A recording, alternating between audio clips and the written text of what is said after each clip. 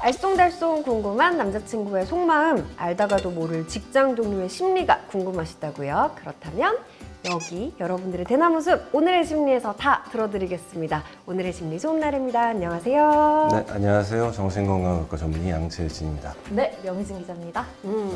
오랜만에 스튜디오로 이렇게 돌아왔어요. 네. 예능 촬영장 같죠, 되게? 네, 뭐 야외 수업하다가 다시 교실로 돌아오는 것 같기도 하고. 아니 원래는 진짜 야외에서 하시려고 했대요. 야외 촬영을 한번 하고 싶어 하셨는데 진짜 날씨 너무 더우니까 우리를 배려를 많이 해주신 거죠. 날씨가 더우니까 또 우리는 또 뜨겁게 고민 사연 열심히 들어볼까요? 네. 첫 번째 사연 준비하셨다면요? 저를 그렇게 쳐다보겠어요. 네, 오늘 첫 번째 사연 제가 준비했는데요. 여자분들 중에는 조금 공감하시는 분들 많으실 것 같아요. 제가 사연 먼저 소개해 드릴게요. 네. 안녕하세요. 오랜 친구가 걱정되어서 사연을 보냅니다. 제 친구는 여자인 제가 봐도 굉장히 예쁩니다.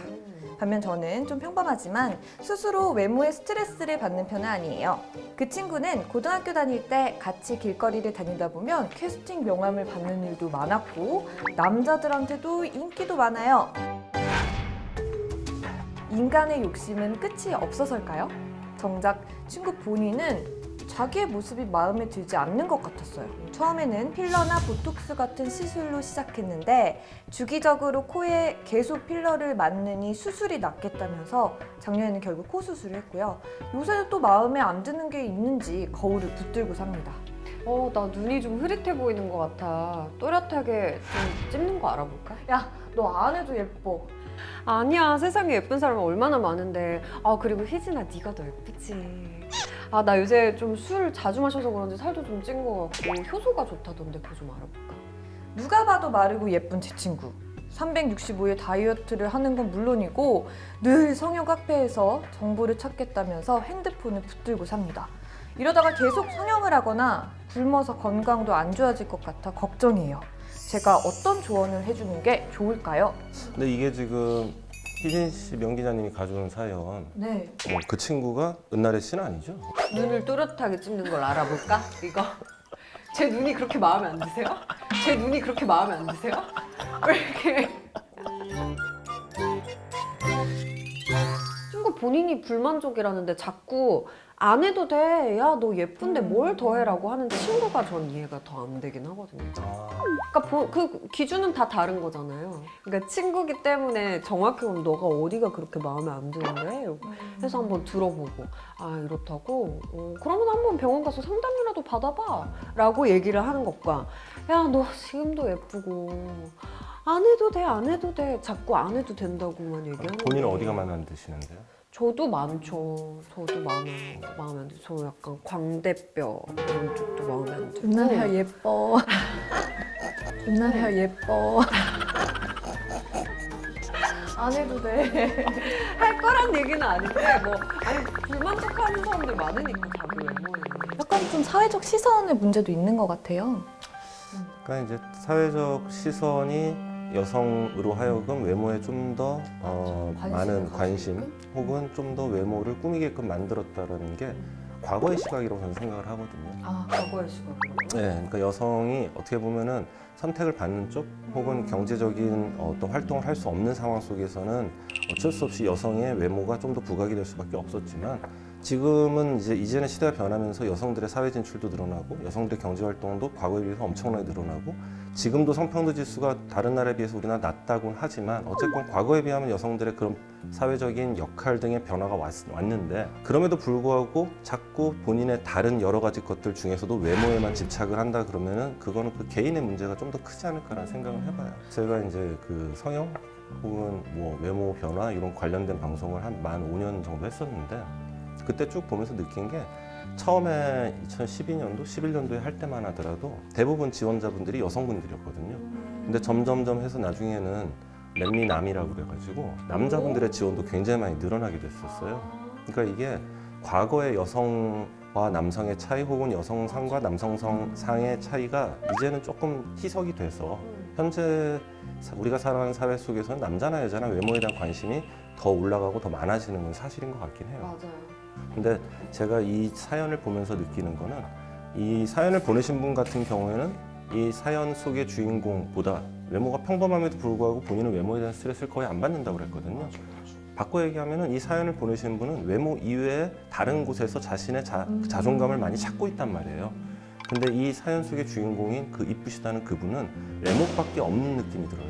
그럼 이분은 외모 컴플렉스가 있으신 건가요? 정확하게 얘기하면 객관적으로는 굉장히 이쁘다고 얘기되겠고 뭐 캐스팅 명함도 받고 남자들도 되게 좋아한다 했지만 본인 스스로는 본인 외모에 대한 불만족이 생긴 이유가 본인을 구성하고 있는 여러 가지 면 중에서 외모밖에 이 친구가 자존감을 찾을 수 있는 곳이 없다라는 거죠. 외모에서만 본인의 자존감을 찾다 보니 외모가 마음에 안 들었을 때 모든 게 무너지는 느낌이 드니까 이 외모를 자꾸 더 가꾸려고 더 변화시키려고 노력한다는 느낌이 많이 들거든요. 그런 부분이 좀 안타깝죠. 저도 드는 생각이 가장 손쉽게 내 자신을 바꿀 수 있는 게 성형인 것 같아요. 그렇죠. 힘들고 어려울 때 뭔가 상황을 바꿔보고 싶잖아요. 내가 노력을 해야 되는 부분이 있는 건데 돈 가지고 성형수술하면 제 눈에 확실하게 변화가 보이니까 자꾸 이런 거를 찾게 되는 건 아닌가 하는 좀 그런 마음도 드네요. 그런 거는 근데 건강하진 않은 거잖아요. 그런 마음에서 하는 거는. 지금 명 기자님 말씀하신 건 되게 중요한 부분인데 본인의 어떤 부분을 갖고 나가고 본인의 좀 더 변화시키기 위해서 본인의 노력이 들어간 것과 그렇지 않은 것은 차이가 꽤나 크거든요. 보통 외모 변화를 통해서 본인을 변화시키고자 하는 분들의 어떻게 보면 가장 큰 함정이자 문제가 뭐냐면 이 외모를 변화시킴으로써 자신의 다른 것들을 한꺼번에 다 변화시킬 수 있다고 믿는 거예요. 그게 가장 위험한 발상이거든요. 제가 아까 얘기했던 과거의 그 프로그램에서도 수술 전에 본인의 내면이 단단했던 친구들 같은 경우에는 그 친구들은 수술 이후에 굉장히 날개 단 듯이 더 잘 지내는 분들도 많이 있어요. 다만 모든 것이 본인의 외모 때문이고 외모 때문에 내가 이렇게 힘들다라는 외모의 모든 것을 다 투사했던 분들 같은 경우에는 외모 변화 이후에 이전과 특별히 변화되지 않는 삶 혹은 오히려 그때보다 더 힘들어지는 삶 속에서 좌절감을 어마어마하게 느끼고 오히려 더 우울해지는 경우들도 많이 봤거든요. 성형수술을 하시면 안 되는 분들, 성형수술을 하고 한 이후에 문제가 더 많이 발생할 수 있는 분들이 보통 두 종류가 있어요. 대표적인 게 신체 이형장애라고 그러거든요. 네, BDD라고 그러는데 Body Dysmorphic Disorder라고 그러는데 남이 볼 때는 멀쩡해요. 객관적으로도 괜찮은데 본인이 볼 때는 본인의 외모에 분명히 문제가 있는 것처럼 느껴지는 거예요. 뭐 예를 들면 봤을 때 눈이 멀쩡하고 눈에 간에 대칭도 잘 맞는데 내가 볼 땐 그게 굉장히 이상하다든지 네.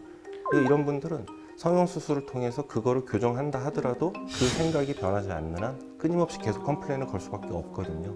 또 하나는 강박증이라고 그러죠. 강박증 중에서 대칭에 대한 강박이 있는 분들이 있어요.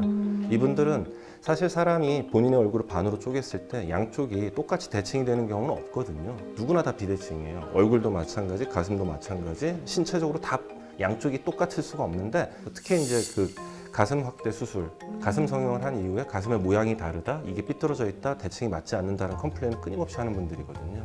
어떡해. 좀 원래 안 맞을 수도 있잖아요. 이런 분들은 그 성형을 수술을 통해서 그거를 해결이 될 수가 없기 때문에 그런 병에 대한 치료를 하는 게 맞는 거죠. 차라리. 네. 사실 뭐 마음을 성형한다는 표현이 좀 애매하긴 하지만 마음 성형을 좀 해야 될 거를 외모 성형으로 좀 집착적으로 이렇게 가는 게 아닌가? 이런 생각? 그러니까 뭐 몇 가지 좀 조심해야 될 게 첫째는 내가 내 외모를 바꿈으로써 나의 인생을 통으로 바꿀 수 있다라는 그런 착각은 하시면 절대 안 되는 거거든요. 외모가 변화됨으로써 내 삶이 변한다. 그거는 거의 불가능한 일인 것 같아요. 내가 스스로 나의 만족을 위해서 어떤 미용 성형이나 미용 시술을 하는 거에 대해서 크게 반대는 하지 않지만 그걸 통해서 본인의 인생이 완전히 바뀔 수 있다라는 그런 함정에 빠지시지는 않으셨으면 좋겠고요. 또 하나는 외모가 상당히 인간은 여러 가지 것들을 차지하는 것 중에 꽤나 많은 부분을 차지하는 중요한 것이면 분명하지만 외모가 전부는 아니거든요. 외모 이외에 다른 것을 통해서 본인의 자존감을 올리는 노력을 많이 하신다면 외모에서만 나의 모든 걸 찾으려는 노력을 안 하실 수 있게 됩니다. 예를 들면은 여기 사연을 보내신 분 같이 외모에 스트레스를 안 받는 이유는 이분은 분명히 본인의 어떤 사회적 일이라든지 대인관계라든지 혹은 가정생활이라든지 혹은 연인과의 사랑이라든지 등등을 통해서 끊임없이 본인에 대한 만족을 찾아가는 분일 가능성이 크거든요. 그런 것들을 통해서 얻을 수 있는 만족을 외모를 통해서 얻으려고 하시다 보면은 이 외모는 언젠간 무너지게 돼 있습니다. 이런 두 가지만 좀 조심하시면 좋을 것 같습니다. 자, 그래서 미의 기준을 다른 데서 찾지 말고 네. 자기 본인에게서 찾자. 네, 아주 건강한 마지막 멘트로 마무리하겠습니다. 그럼 다음 고민 사연으로 넘어가 볼까요? 네.